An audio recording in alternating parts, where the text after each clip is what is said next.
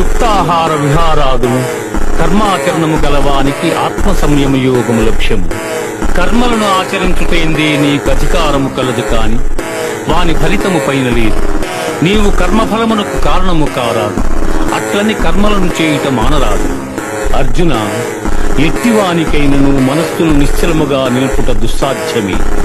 అయినను దానిని అభ్యాస వైరాగ్యముల చేత నిరోధింపవచ్చును. గీతాశాస్త్రమునెవరు పఠింతురు వారు భయశోకాది వర్జితులై విష్ణు సాయుధ్యమును పొందుదురు.